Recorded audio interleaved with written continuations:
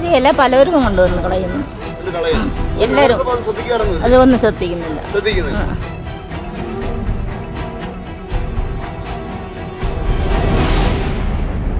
ഇങ്ങനെ ഇടുവോ?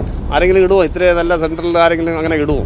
ശുചിത്വ നഗരം, സുന്ദര നഗരം എന്നൊക്കെ പറഞ്ഞ വാഗ്ദാനങ്ങളൊക്കെ ആൾക്കാർ കൊടുക്കുന്നുണ്ട്. വീടുകളിൽ വന്നിട്ട് 70 രൂപ വാങ്ങിച്ചിട്ട് പ്ലാസ്റ്റിക് ശേഖരിക്കുന്നുണ്ട്. ഈ നഗരമധ്യത്തിൽ, ഇവിടെ ആറ്റിങ്ങൽ നഗരമധ്യത്തിൽ ഇത്രയും ഒരു വേസ്റ്റ് കൂന. നമസ്കാരം, ഇത് ആറ്റിങ്ങൽ നഗരത്തിൻ്റെ മധ്യഭാഗമാണ്. ഇത് ശരിക്കും പറഞ്ഞാൽ പ്രൈവറ്റ് ബസ് സ്റ്റാൻഡ് തൊട്ടടുത്തുള്ള സ്ഥലമാണ്. നമ്മുടെ ഈ പറയുന്ന KSRTC ബസ് സ്റ്റാൻഡിൽ നിന്ന് വരുന്ന വഴിയും കൂടിയാണ്, മാർക്കറ്റിലേക്ക് പോകുന്ന വഴിയാണ്. ഇവിടെ ഈ വാർത്ത ഞങ്ങൾ ചെയ്യുന്നത് 2ാമത്തെ 3ാമത്തെ പ്രാവശ്യമാണ്. കാരണം ഈ ഒരു വസ്തുവിൽ ഇങ്ങനെ മാലിന്യം നിക്ഷേപിച്ചിട്ട് കാലങ്ങളായി നിക്ഷേപിച്ചുകൊണ്ടിരിക്കുകയാണ്. ഈ നമ്മുടെയൊക്കെ വീട്ടിൽ വന്നിട്ട് 70 രൂപ വെച്ച് മാസം വാങ്ങിക്കുകയാണ് ഈ ഒരു പ്ലാസ്റ്റിക് മാലിന്യമൊക്കെ എടുക്കാൻ വേണ്ടിയിട്ട്. പക്ഷേ ഒരു കാഴ്ച കാണാൻ കഴിയും, എന്തുമാത്രം പ്ലാസ്റ്റിക് മാലിന്യമാണ് ഇവിടെ കിടക്കുന്നതെന്ന് കാണാൻ കഴിയും. ഇത്രയും വാർത്ത നമ്മൾ ചെയ്തിട്ട് പോലും ഇതുവരെ ഒരു നടപടി ഉണ്ടായിട്ടില്ല എന്നുള്ളതാണ് വളരെ ദുഃഖകരമായ വസ്തുത.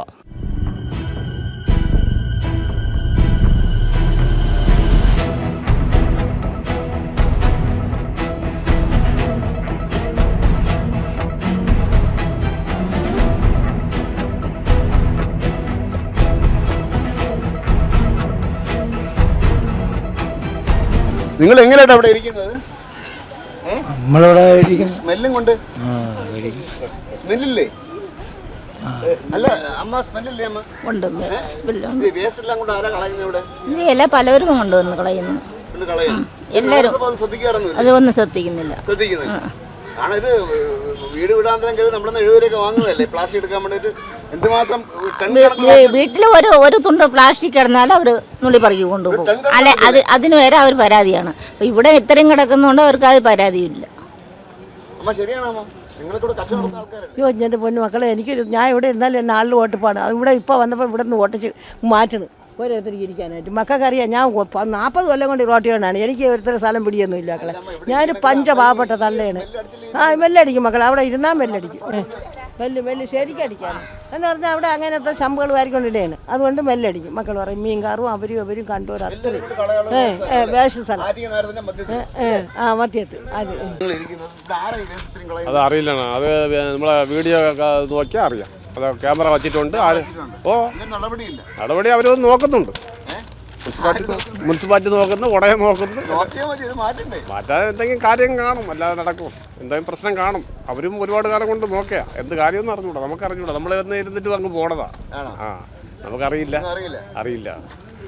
ഒരുപാട് ചാനലിലൊക്കെ വാർത്ത കേട്ട് പോലും ഒരു നടപടി ഉണ്ടായിട്ടില്ല. എന്തെങ്കിലും പ്രശ്നം കാണുമായിരിക്കും. അല്ലെങ്കിൽ ഇങ്ങനെ ഇടുവോ?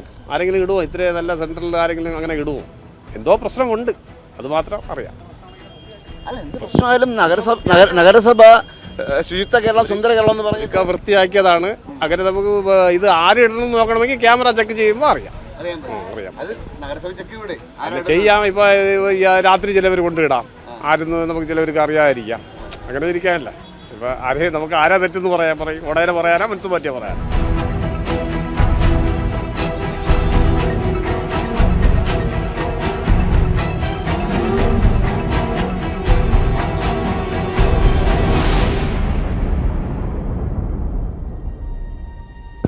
ചേട്ടാ, ഈ വസ്തു ആര് വസ്തുവാണ്? ഇത് പ്രൈവറ്റ് പ്രോപ്പർട്ടി അല്ലേ? ഞാൻ അവിടെ പേരറിയില്ല. അവിടെ ഗണപതി അമ്പലത്തിൻ്റെ അപ്പുറത്താണ് താമസിക്കുന്നത്.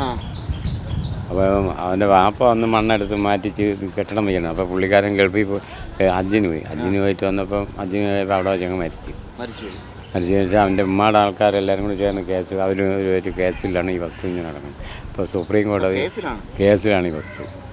അതാണ് അത് പറഞ്ഞിട്ട് കഥയില്ല.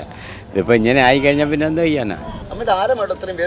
എനിക്ക് ഞാൻ ആരെ മടക്കം വരും പോകും. നമുക്ക് അറിഞ്ഞൂടെ ആര് കൊണ്ടുവിടണം. നമ്മളെ വേസ്റ്റാണ് നമ്മക്ക് അറിഞ്ഞൂടേ പൊന്നു മക്കളെ. നമ്മളെന്താ ചെയ്യും? നമ്മളിവിടെ ഇരിക്കും, നമ്മൾ പോവും. നമ്മക്കിപ്പം വന്ന് ആരാണെന്ന് പറയാൻ പറ്റുമോ? ഇനിയിപ്പോൾ നമ്മൾ ഇരിക്കാതിരുന്നാൽ ജീവിക്കണ്ടേ?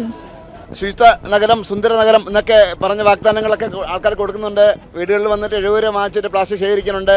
ഈ നഗരമധ്യത്തിൽ, ഇവിടെ ആറ്റിങ്ങൽ നഗരമധ്യത്തിൽ ഇത്രയും ഒരു വേസ്റ്റ് കൂന, ടൺ കണക്കിന് പ്ലാസ്റ്റിക് അടിഞ്ഞു കൂടിയിട്ട് പോലും എത്രയോ ചാനൽ വാർത്ത ചെയ്തു. ഒരുപാട് പ്രാവശ്യം ശ്രദ്ധയിൽപ്പെടുത്തി നമ്മൾ.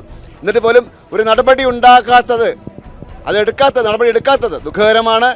ശ്രദ്ധിക്കാൻ സമയമില്ല ആർക്കും. ശ്രദ്ധിക്കണം, നമ്മുടെ ആൾക്കാരുടെ കാര്യമാണ്. ഒരുപാട് കൊതുകും കാര്യങ്ങളൊക്കെ വരും, രോഗം പടരും, ഒരുപാട് വിഷയങ്ങളുണ്ടാവും. ഇനിയെങ്കിലും ശ്രദ്ധിക്കുക. വിസ്മയസിനുവേണ്ടി ക്യാമറമാൻ അരുൺ സാറിനൊപ്പം ശ്രീത് മാരാർ സൈനിങ് ഓഫ്.